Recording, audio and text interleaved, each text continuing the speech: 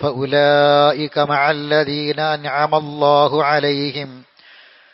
الله عليهم من النبيين والصديقين والشهداء والصالحين وحسن أولئك رفيقا.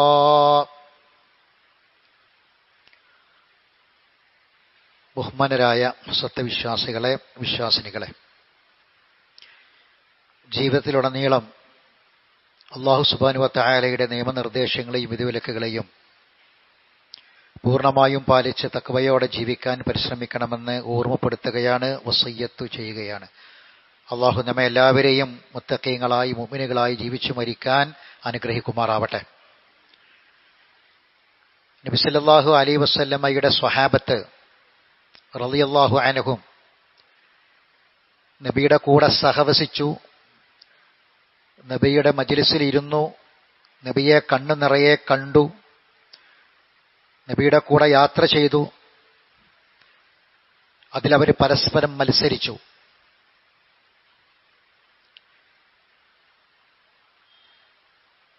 പിന്നീട് അവരാഗ്രഹിച്ചത് മരണത്തിനു ശേഷം നബി സല്ലല്ലാഹു അലൈഹി വസല്ലമയുടെ മുറാഫഖത്ത്, നബിയുടെ കൂടെ സ്വർഗത്തിൽ ഒരുമിക്കണം എന്നവരാഗ്രഹിച്ചു. അതിനുവേണ്ടി അവർ പരിശ്രമിക്കുകയും ചെയ്തു. നമുക്ക് നബിയുടെ കാലത്ത് ജീവിക്കാൻ കഴിഞ്ഞിട്ടില്ല. നബിയെ കാണാനും നബിയുടെ കൂടെ സഹവസിക്കാനും നബിയുടെ കൂടെ ജീവിക്കാനും നമുക്ക് പറ്റിയിട്ടില്ല. എന്നാൽ മരണത്തിനു ശേഷം നബി സല്ലല്ലാഹു അലൈഹി വസല്ലമയുടെ മുറാഫഖത്ത്, നബിയുടെ കൂടെ ജീവിക്കാൻ നമുക്ക് സാധിക്കും. 7 കാര്യങ്ങൾ നമ്മൾ ശ്രദ്ധിക്കണം.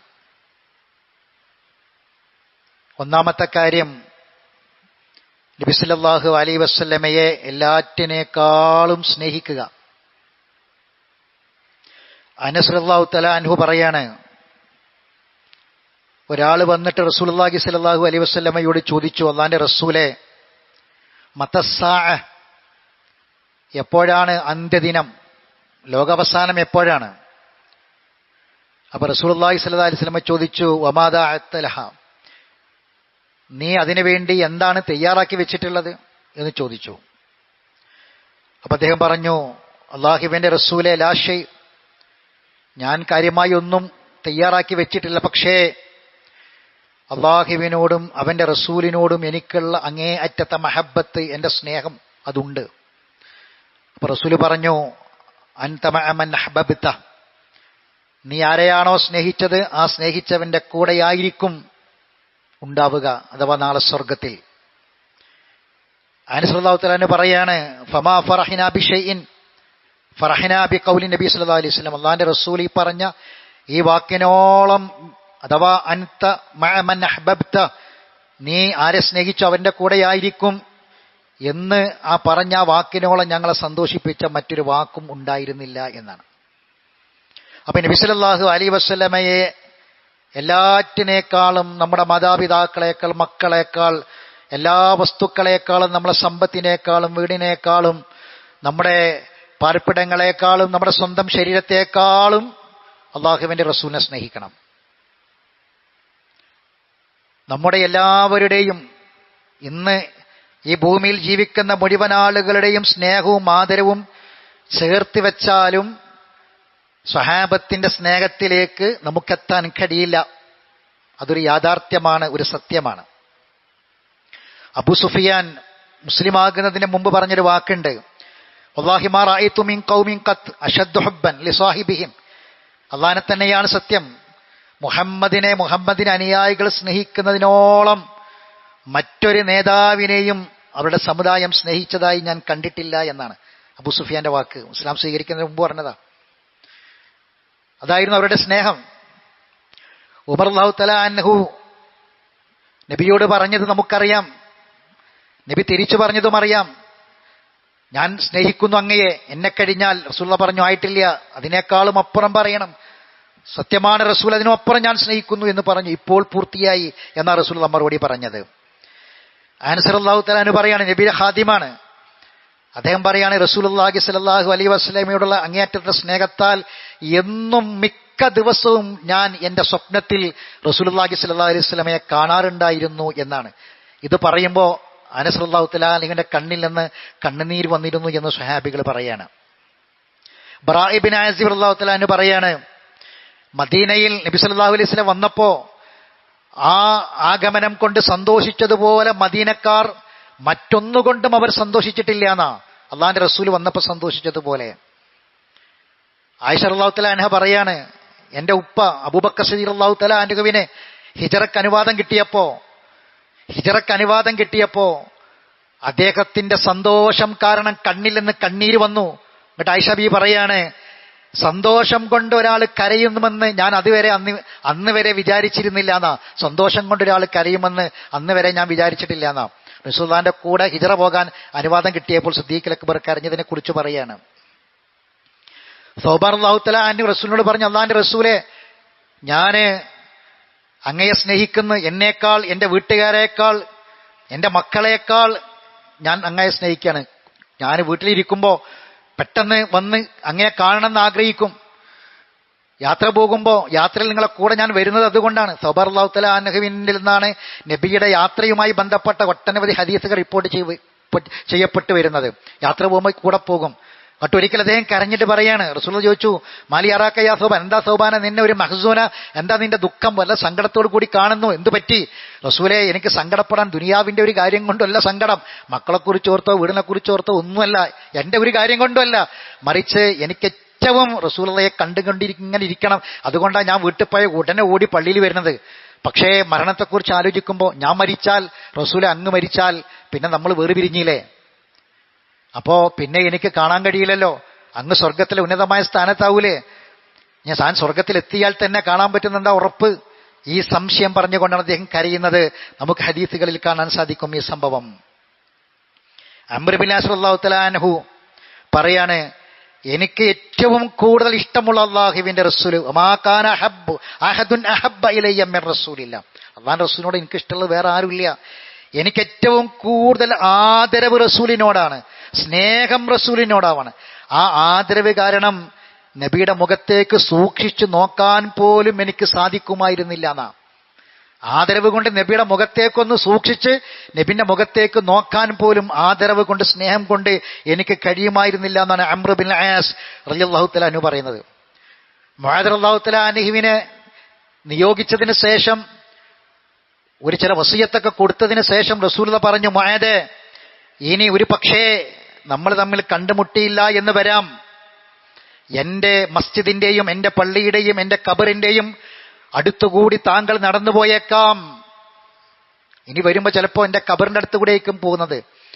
ഇത് കേട്ടപ്പോൾ മുആദ് റളിയല്ലാഹു തആല അൻഹു പൊട്ടി കരഞ്ഞതായിട്ട് ഹദീസുകളിൽ നമുക്ക് കാണാൻ സാധിക്കും. ഇപ്പൊ സഹോദരങ്ങളെ, റസൂലുള്ളാഹി സ്വല്ലല്ലാഹു അലൈഹി വസല്ലമയെ സ്വഹാബത്ത് സ്നേഹിച്ച പോലെ ലോകത്ത് ഒരാളും സ്നേഹിച്ചിട്ടില്ല. സ്നേഹിക്കാൻ അവർക്ക് കഴിഞ്ഞിട്ട് വേറെ ആർക്കും പറ്റിയിട്ടുമില്ല. സ്വഹാബത്ത് സ്നേഹിച്ച പോലെ നമ്മളോടൊക്കെ സ്നേഹം എടുത്തു വെച്ചാലും, അതൊരു തുലാസിന്റെ ഒരു ഭാഗത്ത് വെച്ചാലും, സഹാബത്തിന്റെ സ്നേഹം വെച്ചാലും സഹാബത്തിന്റെ സ്നേഹം കനം തൂങ്ങുള്ളൂ. അതാണ് അവരുടെ സ്നേഹം. എന്നിട്ട് ആ സ്നേഹപ്രകടനം എങ്ങനെയായിരുന്നു? അല്ലാഹുവിന്റെ റസൂൽ എന്തു പറഞ്ഞോ അതപ്പടി അനുസരിക്കും, അതേപോലെ ജീവിക്കും. ആ സ്നേഹത്തിൽ എവിടെയും നമ്മൾ ഇന്ന് പ്രവാചകന്റെ സ്നേഹത്തിന്റെ പേരിൽ കാട്ടിക്കൂട്ടുന്ന ഒന്നും കാണാൻ കഴിയില്ല. ഒന്നുമില്ല. ഇന്ന് എന്തൊക്കെ കാട്ടിക്കൂട്ടുന്നുണ്ടോ അതൊന്നുമില്ല. റസൂലുള്ളാഹി ജീവിച്ചു നബിയായിട്ട് 23 കൊല്ലം. നബി ജനിച്ചിട്ടില്ലല്ലോ. നബിയല്ലല്ലോ ജനിച്ചത്. 40ാമത്തെ വയസ്സിലല്ലേ നബുവത്ത് കിട്ടിയത്. 40ാമത്തെ വയസ്സിലെ നബി ആയിട്ടുള്ളൂ. ആലോചിക്കണം. നബിദിനം, നബി ജനിച്ച ദിനം, നബി ജനിച്ചിട്ടില്ല. നബിയായത് 40ാമത്തെ വയസ്സിലാ. 23 കൊല്ല നബിയായിട്ട് ജീവിച്ചത്. അപ്പോ നബിയായത് 40ാമത്തെ വയസ്സിൽ 23 കൊല്ലം ജീവിച്ചു. റബീഉൽ അവ്വലിലാണ് നബി പിറന്നത് എന്നതിന് പ്രബലമായ ഒരു അഭിപ്രായമില്ല. മരിച്ചത് റബീഉൽ അവ്വൽ 12-നാണ് പ്രബലമാണ്, സംശയമില്ല, തർക്കമില്ല. എന്നാൽ ജനിച്ചതിൽ പ്രബലമായ ഒരു അഭിപ്രായമില്ല. അഭിപ്രായങ്ങളിൽ ഒരു അഭിപ്രായം മാത്രമാണ്. ഇനി അങ്ങനെയാണെങ്കിൽ തന്നെ എത്ര റബീഉൽ അവ്വൽ കഴിഞ്ഞു പോയി? എന്തെങ്കിലും റബീഉൽ അവ്വലോട് അനുബന്ധിച്ച് നബി സദക്ക കൊടുത്തത് എവിടെയെങ്കിലും നിങ്ങൾ ഏതെങ്കിലും വേല കേട്ടണോ? റബീഉൽ അവ്വലിൽ നബി സല്ലല്ലാഹു അലൈഹി വസല്ലമ സദക്ക കൊടുത്തു, കൊടുക്കാൻ കൽപ്പിച്ചു, കൂടുതൽ ഒരു തസ്ബീഹ് ചൊല്ലി, കൂടുതൽ സ്വലാത്ത് ചൊല്ലി റബീഉൽ അവ്വലിൽ ഉണ്ടോ? എവിടെയും കാണാൻ കഴിയില്ല, ഒരാൾക്കും കാണാൻ കഴിയില്ല. നമ്മൾ ആരും ഇതുവരെ കേട്ടിട്ടുമില്ല, ഇല്ല എന്നുള്ള കാര്യം ഉറപ്പാ. ജീവിച്ച സ്വഹാബത്ത് 4 ഖലീഫമാര്, അവരല്ലേ സ്വഹാബത്തിന്റെ കൂട്ടത്തിൽ നമ്പർ 4 അവരാണ്. 30 കൊല്ലം ഭരണം നടത്തി, എവിടെയില്ല. ചരിത്രം വളരെ വ്യക്തമാണ്.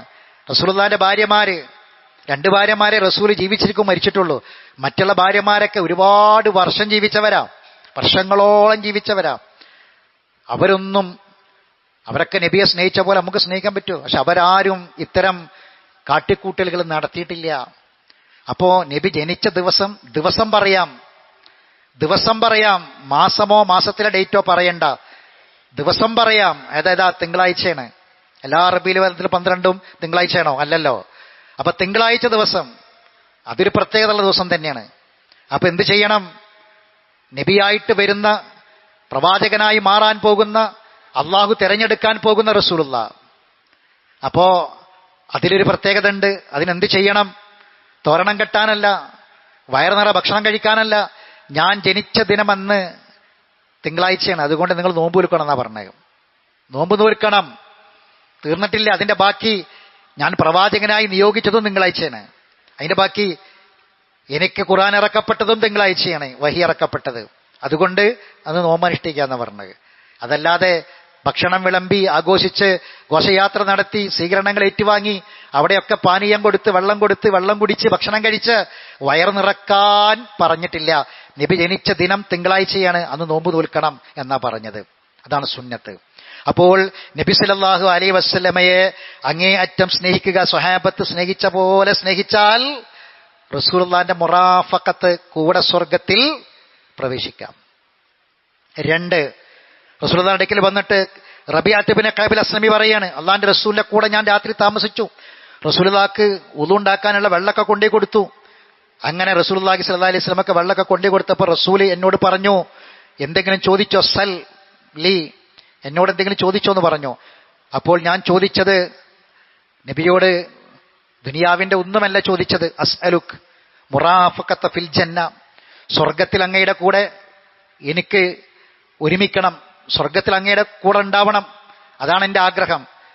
അപ്പൊ റസൂലുള്ളാഹി പറഞ്ഞു, ഔ ഗൈറ ദാലിക, അതല്ലാത്ത വേറെന്തെങ്കിലും ആണോ? ഫഖുൽതു ഹുവ ദാക, അത് മതി റസൂലേ. അപ്പൊ റസൂൽ പറയാണ്, ഫഅഇന്നി അലാ നഫ്സിക ബികസറത്തി സുജൂദ്, നീ എന്നെ സഹായിക്കണം, എന്റെ കൂടെ മുറാഫഖത്ത് ഉണ്ടാകണമെങ്കിൽ ധാരാളം സുജൂദ് ചെയ്തോ, ധാരാളം സുജൂദ് ചെയ്ത് നീ എന്നെ സഹായിക്ക്, അപ്പോൾ എന്റെ കൂടെ നിനക്ക് സ്വർഗത്തിൽ ഒരുമിക്കാം. സഹോദരങ്ങളെ, റസൂലുള്ളാഹിന്റെ കൂടെ സ്വർഗത്തിൽ ജീവിക്കാൻ ഭാഗ്യം കിട്ടാൻ ഒരു സത്യവിശ്വാസി ആഗ്രഹിക്കുന്നുണ്ടെങ്കിൽ ഒന്നാമത് റസൂലിനെ അങ്ങേയറ്റം സ്നേഹിക്കണം, സ്നേഹിക്കേണ്ട വിധം സ്നേഹിക്കണം, സ്വഹാബത്ത് സ്നേഹിച്ച പോലെ സ്നേഹിക്കണം. 1. രണ്ടാമത്തെ കാര്യം, സുജൂദ് ധാരാളമായി വർദ്ധിപ്പിക്കുക, സുന്നത്ത് നമസ്കാരങ്ങൾ വർദ്ധിപ്പിക്കുക. അതാണ് പറഞ്ഞതിന്റെ അർത്ഥം, ധാരാളം സുജൂദ് വർദ്ധിപ്പിക്കുക എന്ന് പറഞ്ഞാൽ. റവാത്തിബ് സുന്നത്തുകൾ മറക്കാതിരിക്കുക, രാത്രി നമസ്കാരങ്ങൾ നിർവഹിക്കുക, ദുഹാ നമസ്കാരം നിർവഹിക്കുക, അങ്ങനെ ധാരാളം സുന്നത്ത് നമസ്കാരങ്ങൾ വർദ്ധിപ്പിക്കുക. 3. അള്ളാഹുവിന്റെ റസൂലിനെ കൃത്യമായി അനുസരിക്കുക, ത്വാഅത്താണ് 3. കാര്യം. ഇബ്നു അബ്ബാസ് റളിയല്ലാഹു അൻഹുമ പറയാണ്, ഒരിക്കൽ ഒരു മനുഷ്യൻ റസൂലുള്ളാഹിന്റെ അടുക്കൽ വന്നിട്ട് പറഞ്ഞു, റസൂലെ, ഞാൻ അങ്ങേയറ്റം അങ്ങയെ സ്നേഹിക്കുന്നു. അപ്പോ ഈ വാക്ക് കേട്ടപ്പോൾ റസൂലുള്ളാഹി സ്വല്ലല്ലാഹി അലൈഹി വസല്ലമ അവയോട് പറയാണ്, അങ്ങേയറ്റം സ്നേഹിക്കുന്നത് മാത്രമല്ല, അങ്ങയുടെ കൂടെ ജീവിക്കണം, ആ ജീവിക്കുന്ന കാലം അത്രയും ജീവിച്ചിട്ട് അങ്ങയുടെ കൂടെ നാളെ സ്വർഗത്തിലും എനിക്ക് ഒരുമിക്കണം. പക്ഷെ മരണപ്പെട്ടു പോയാൽ, നേരത്തെ തൗബ അല്ലാഹു തആല എന്ന് പറഞ്ഞ പോലെ തന്നെ ഈ 2 സംഭവം ഒന്നാണെന്ന അഭിപ്രായമുണ്ട്, 2 രണ്ടാണെന്ന അഭിപ്രായമുണ്ട്. ഈ സമയത്താണ് ആയത്തിറങ്ങിയത്, ഞാൻ ഓതിവെച്ച ആയത്ത്. അള്ളാഹുവിന്റെ റസൂലിനെ അങ്ങേയറ്റം താങ്കളെ ഞാൻ സ്നേഹിക്കുന്നു, താങ്കളെ കൂടെ സ്വർഗത്തിൽ എനിക്ക് ഒരുമിക്കണം എന്ന് പറഞ്ഞപ്പോ ആയത്തിറങ്ങാണ്. ആ ആഗ്രഹം അത് അർശിലെത്തി, 7 ആകാശത്തിന് മുകളിൽ അർശിൽ നിന്ന് ആയത്ത് വരികയാണ്. എന്താണ് ആയത്ത്? വമൻ യുതിഇല്ലാഹ വറസൂല, ആ മഹബ്ബത്തിന്, ആ സ്നേഹത്തെ തിരിച്ചു കിട്ടിയത് വമൻ യുതിഇല്ലാ, ഇതാഅത്ത് എന്നാ പറഞ്ഞത്. ആ സ്നേഹത്തെ വമൻ യുതിഇല്ലാഹ വറസൂല, അല്ലാഹുവിനെയും റസൂലിനെയും ആരെങ്കിലും കൃത്യമായി അനുസരിച്ചാൽ അതാണ് സ്നേഹം. അങ്ങനെ അനുസരിച്ചാൽ ഫഉലൈക മഅല്ലദീന അൻഅമ അല്ലാഹു അലൈഹിം, അല്ലാഹു അനുഗ്രഹിച്ചവരുടെ കൂടെയാണ്. ആരാണവർ? മിനൻ നബിയീന, നബിമാരാണ്. വസ്സിദ്ദീഖീന, സിദ്ദീഖുകളും. വശുഹദാഇ വസ്സാലിഹീൻ, അവരുടെ കൂടെയായിരിക്കും. വഹസന ഉലൈക റഫീഖ, അവർ അത്ര നല്ല കൂട്ടുകാരാണ്. അതാണ് ആയത്ത്. മൂന്നാമത്തത് അനുസരണയാണ്. നാലാമത്തത് ഹുസ്നുൽ ഖുൽഖാണ്. അള്ളാഹുവിന്റെ റസൂലിന്റെ കൂടെ സഹവാസം കിട്ടാൻ അറിയേണ്ട 7 കാര്യങ്ങൾ. നാലാമത്തെ കാര്യം ഹുസ്നുൽ ഖുൽഖ്, സ്വഭാവിയായി ജീവിക്കുക, നല്ല സ്വഭാവത്തിന്റെ ഉടമയാകണം. എന്താ റസൂലിന്റെ പ്രത്യേകത? ബുഇസ്തു ലി ഉത്തമ്മിമ മകാരിമൽ അഖ്ലാഖ്. റസൂൽ പറയാണ്, എന്നെ നിയോഗിച്ചത് എന്തിനാണെന്നറിയോ? എനിക്ക് നബുവത്ത് തന്ന് ഞാൻ റസൂലായി നബിയായി വന്നത് എല്ലാ ഉത്തമമായ സ്വഭാവത്തിന്റെയും പൂർത്തീകരണത്തിന് വേണ്ടിയാണ്. അള്ളാഹ് പറഞ്ഞു, വ ഇന്നക ലഅലാ ഖുലുഖിൻ അളീം, നബിയെ താങ്കൾ മഹത്തായ സ്വഭാവത്തിന്റെ ഉടമയാണ്. ലോകത്ത് നമ്പർ 1 സൽസ്വഭാവി ആരാ? അള്ളാന്റെ റസൂലാണ്. റസൂലുള്ളാഹി സ്വല്ലല്ലാഹു അലൈഹി വസല്ലമയോളം സൽസ്വഭാവിയായ ഒരു മനുഷ്യനുമില്ല. അതുകൊണ്ട് സൽസ്വഭാവിയാകുക. ഹദീസ് ഇങ്ങനെയാണ്. ജാബിർ റളിയല്ലാഹു തആല അൻഹു പറയാണ്, ഒരിക്കൽ റസൂലുള്ളാഹി സ്വല്ലല്ലാഹു അലൈഹി വസല്ലം പറഞ്ഞു, നാളെ ഖിയാമത്ത് നാളിൽ എന്റെ കൂടെ ഇരിക്കുന്നതും എന്റെ അടുത്തിരിക്കുന്നതും എന്നെ ഏറ്റവും കൂടുതൽ സ്നേഹിച്ചവൻ ആരാണോ അവനായിരിക്കും. അങ്ങനെ ഏറ്റവും കൂടുതൽ എന്നെ സ്നേഹിച്ചവനും എന്നെ സ്നേഹിക്കുന്നതും എന്റെ കൂടെ ഖിയാമത്ത് നാളിൽ എന്റെ ഏറ്റവും അടുത്തായിട്ടിരിക്കുന്നതും ആരായിരിക്കും? അഹാസിനുക്കും അഖ്ലാഖ, സൽസ്വഭാവിയായ ആളുകളായിരിക്കും. റസൂലുള്ളാഹിന്റെ കൂടെ ഏറ്റവും അടുത്തിരിക്കുന്നത് ഏറ്റവും നല്ല സ്വഭാവത്തോടെ ജീവിച്ചു മരിച്ചുപോയ ആൾക്കാരായിരിക്കും. എന്നാൽ വഇൻ അബ്ഗളകും ഇലയ്യ വഅബഅദകും മിന്നി മജ്ലിസൻ, എന്നിൽ നിന്ന് ദൂരം അകറ്റപ്പെടുന്നത്, എന്റെ ഏറ്റവും കോപത്തിന് വിധേയമാകുന്നത് ആരാന്നറിയോ? അത് അസ്സർസാറൂന വൽ മുതശദ്ദിഖൂന എന്ന് വിശദീകരിക്കുകയാണ്. സർസാർ എന്ന് പറഞ്ഞാൽ ഇങ്ങനെ വെറുതെ വർത്തമാനം പറയുന്ന വായാടികൾ, മറ്റുള്ളവരെ കളിയാക്കി കണ്ണുകൊണ്ട് ഗോഷ്ഠി കാണിച്ചൊക്കെ ചിരിക്കുന്ന ആളുകൾ. പിന്നീട് അൽ മുതകബ്ബിറൂൻ, അഹങ്കാരികളായ ആളുകൾ, അവരായിരിക്കും. അപ്പോൾ ഏറ്റവും നല്ല സ്വഭാവത്തിന്റെ ഉടമകളായി മാറാന്നുള്ള 4. അഞ്ചാമത്തത് റസൂലുള്ള പറയാണ്, അനാഥകളെ സംരക്ഷിക്കുക. കുടുംബത്തിലൊരു അനാഥ ഉണ്ടെങ്കിൽ, നമ്മുടെ നാട്ടിൽ അനാഥകളുണ്ടെങ്കിൽ, വാപ്പാര് മരിച്ചുപോയ മക്കളുണ്ടെങ്കിൽ അവർക്ക് വേണ്ടി ഖിദ്മ ചെയ്യുക, സേവനം ചെയ്യുക. അവരോടുള്ള മര്യാദകളും ബാധ്യതകളും ഉത്തരവാദിത്തങ്ങളും കൃത്യമായി നിർവഹിക്കുക. അങ്ങനെയാണെങ്കിൽ ഞാനും അനാഥയെ സംരക്ഷിക്കുന്ന സ്വർഗത്തിൽ ഇപ്രകാരം 2 വിരൽ ചേർത്ത് പറഞ്ഞു. ഇപ്രകാരം സ്വർഗത്തിൽ അല്ലാഹു റസൂൽ പറയാ, ഞാനും അവനും. അപ്പൊ സ്വർഗത്തിൽ റസൂലുള്ളാഹിന്റെ കൂടെ ഉണ്ടാകാൻ ചെയ്യേണ്ട 5ാമത്തെ കാര്യം അനാഥയെ സംരക്ഷിക്കുക എന്നുള്ളതാണ്. 6ാമത്തെ കാര്യം, അള്ളാഹു പെൺകുട്ടികളെ നൽകിയാൽ ആ പെൺകുട്ടികളെ മാന്യമായി പോറ്റി വളർത്തുക. റസൂലുള്ളാഹിന്റെ കൂടെ മുറാഫഖത്താണ് 6ാമത്തെ കാര്യം. അനസ് ബിൻ മാലിക് റളിയല്ലാഹു തആല പറയാണ്, മൻ കാന ലഹു ഉഖ്താനു ബിനതാനി ഫഹ്സിൻ ഇലൈഹിമാ, 2 പെൺകുട്ടികളെ കിട്ടി, അല്ലെങ്കിൽ 2 സഹോദരിമാരെ കിട്ടി.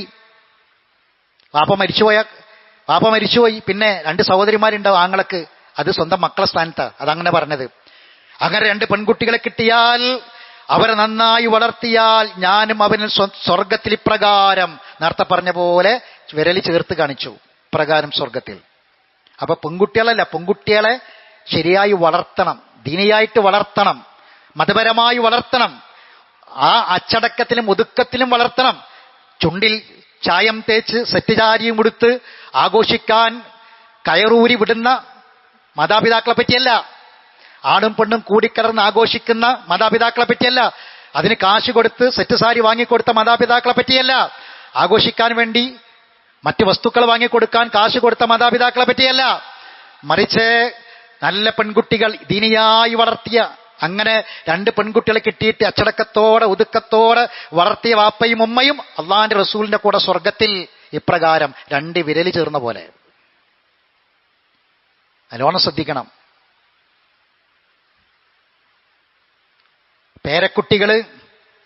പേരക്കുട്ടികള് വെല്ലിപ്പാനെ കൊല്ലാൻ കൊട്ടേഷൻ കൊടുത്ത കാലമാണ്.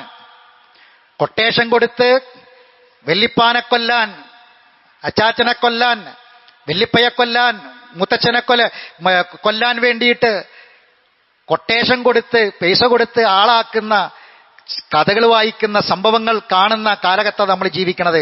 അതുകൊണ്ട് പെൺകുട്ടികളെ നന്നായി അച്ചടക്കത്തോടെ വളർത്തിയാൽ നാട്ടിലൊരു പ്രശ്നം ഉണ്ടാവില്ല. പെൺകുട്ടികൾ ഒതുങ്ങിയാൽ മതി, പെൺകുട്ടികൾ നല്ല നിലക്ക് വളർത്തിയാൽ മതി.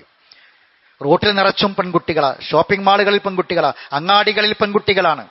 ഇതൊക്കെ ഒരു വാപ്പയും ഉമ്മയുമുള്ള, അല്ലെങ്കിൽ ആങ്ങളാര് ഉള്ള, സംരക്ഷിക്കാൻ ആളുകൾ രക്ഷിതാക്കളുള്ള വീട്ടിൽ നിന്ന് ഇറങ്ങിപ്പോയവരല്ലേ, ശ്രദ്ധിക്കണം.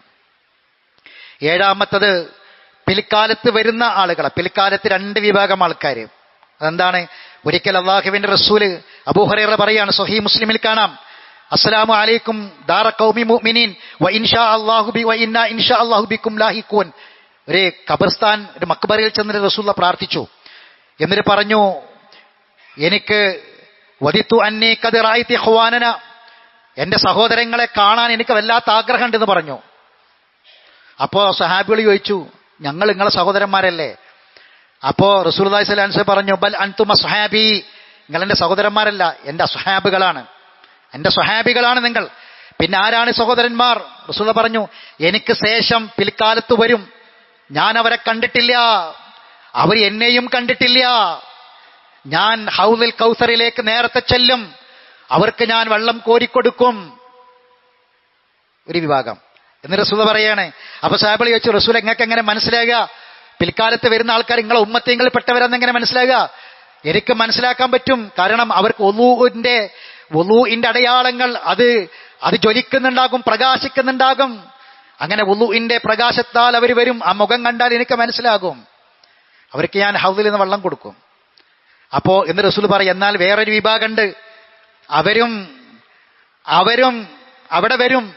അപ്പോ ഒട്ടകക്കൂട്ടത്തിലേക്ക് തന്റെ ഒട്ടകമല്ലാത്ത മറ്റൊരൊട്ടകം വന്നാൽ ആ ഒട്ടകത്തെ ആട്ടി ഓടിക്കൂലേ? തന്റെ ഒട്ടകക്കൂട്ടത്തിലേക്ക് തന്റേതല്ലാത്തൊരൊട്ടകം കയറി വന്നാൽ ആ ഒട്ടകത്തെ ആട്ടി ഓടിക്കുന്നത് പോലെ എന്റെ ഉമ്മത്തീങ്ങളിൽപ്പെട്ട ചില വിഭാഗത്തെ ഞാൻ ആട്ടി ഓടിക്കും. സുഹ്കൻ സുഹ്കൻ പോണെന്ന് പറയും. അപ്പോ ചോദിച്ചു, ആരാണത്? ഉമ്മത്തീങ്ങളിൽപ്പെട്ടവർ തന്നെയാണ്. പക്ഷേ റസൂലേ, താങ്കൾ മരിച്ചതിന് ശേഷം പിൽക്കാലത്ത് വന്ന ഇവർ മതത്തിൽ പലതും കൂട്ടിച്ചേർത്തവരാണ്, മതത്തെ മാറ്റിമറിച്ചവരാണ്, മതത്തിൽ ഇല്ലാത്തത് കൊണ്ടുവന്നവരാണ്. ഇതാണ് ഹദീസ്. സഹോദരങ്ങളെ, അപ്പോ ഏതിലാണ് നമ്മൾ പെടുക? ഹൗദുൽ കൗസറിലെ വെള്ളം കിട്ടോ? അതല്ല, റസൂലുള്ളാഹി സ്വല്ലല്ലാഹി അലൈഹി വസല്ലം സ്വഹാബത്തും ചെയ്യാത്ത കാര്യങ്ങൾ ഈ ദീനിൽ കൊണ്ടുവന്ന് നമ്മുടെ താല്പര്യങ്ങൾക്ക് വേണ്ടി വാശി പിടിച്ച് വാദപ്രതിവാദം നടത്തിയിട്ട് അങ്ങനെ റസൂലുള്ളാഹിക്ക് ശേഷം ദീനിൽ പൂർത്തിയാക്കിയ മതത്തിൽ പലതും കടത്തിക്കൂട്ടി നാളെ ആട്ടി ഓടിക്കുന്ന വിഭാഗത്തിൽ നമ്മൾ പെടുവോ? ശ്രദ്ധിക്കണം. അപ്പോ 7 വിഭാഗമാണ് റസൂലുള്ളാഹിന്റെ കൂടെ നാളെ സ്വർഗത്തിൽ ഉണ്ടാകുക. അതിൽ പെടാൻ വേണ്ടി നമ്മൾ പരിശ്രമിക്കണം. ഇതാണ് ഖുർആനും സുന്നത്തും. ഈ പറഞ്ഞ കാര്യങ്ങൾ നമ്മൾ ചെയ്യണം, ജീവിതത്തിൽ ഉണ്ടാകണം. അല്ലാഹു നമ്മെ അനുഗ്രഹിക്കുമാറാവട്ടെ. അഖൂലു ഖൗലി ഹാദാ അസ്തഗ്ഫിറുല്ലാഹൽ അലീം ലി വലക്കും ഇന്നഹു ഹുവൽ ഗഫൂറുർ റഹീം.